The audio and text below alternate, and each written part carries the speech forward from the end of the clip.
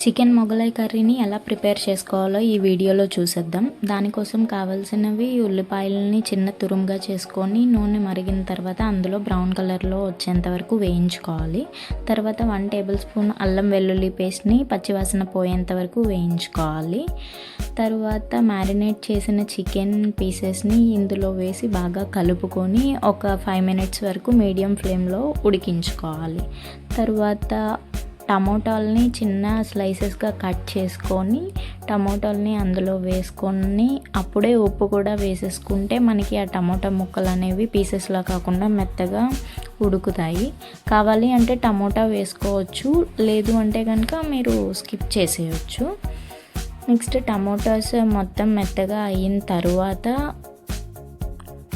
కారం, ధనియాల powder, garam masala powder, పెరుగు ఇవన్నీ వేసుకొని చక్కగా కలిపేసుకోవాలి.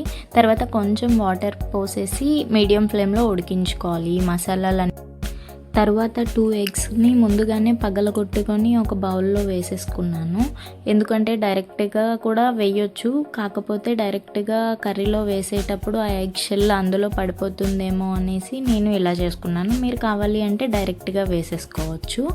డైరెక్ట్గా వేసేసుకొని లో ఫ్లేమ్లో పెట్టేసి ఒక 2 మినిట్స్ పాటు అటు ఇటుగా కలిపేయాలి.